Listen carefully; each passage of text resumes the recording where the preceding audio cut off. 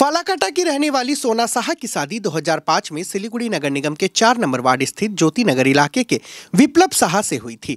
शादी के बाद से ही सोना को उसके पति विप्लव और उनके परिवार द्वारा दहेज के लिए प्रताड़ित किया जाता था।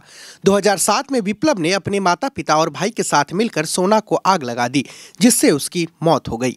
सोना के भाई ने सिलीगुड़ी थाने में ससुराल वालों के खिलाफ शिकायत दर्ज करवाई, जिसके बाद पुलिस ने विप्लव और उसके परिवार के सदस्यों को गिरफ्तार किया।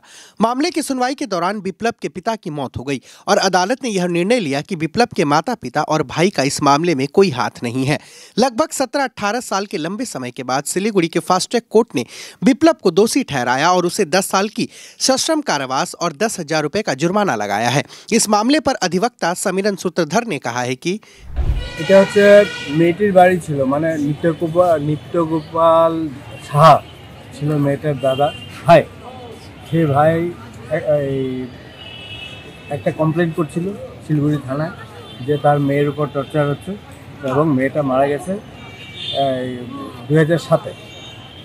তার আগে বলি 2005-এ মেয়েটির বিয়ে হয়েছিল এবং 2007-এ মেয়েটি মারা যায়। আগুন জ্বালিয়ে দেয় মেয়ের বাড়ি, ছেলের বাড়ির লোকে প্রচণ্ডভাবে মারধর করতো, টর্চার করতো, নানান ধরনের শারীরিক মানসিক অত্যাচার করতো। তার ফলে মেয়েটি মারা যায়। মারা যাওয়ার পর এই কেস শুরু হয় এবং কেসটা প্রায় 17 বছরই চলে শিলিগুড়ি ফার্স্ট ট্র্যাক কোর্টে, অ্যাডিশনাল ডিস্ট্রিক্ট অ্যান্ড সেশন জাজ ফার্স্ট ট্র্যাক কোর্টে।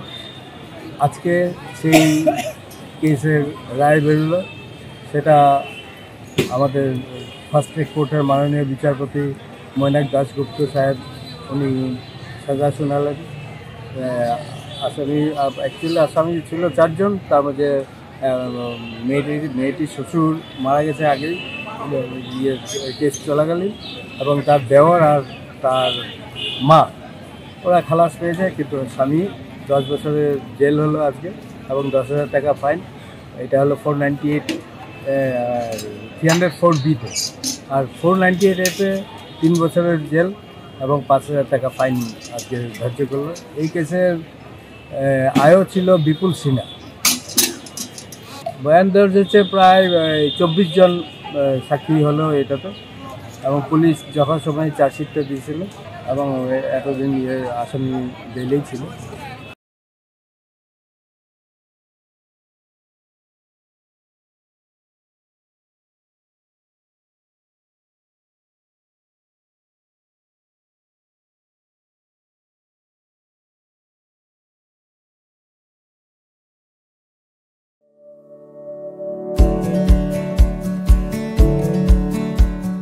Pampered, not just a hospital, but a mother.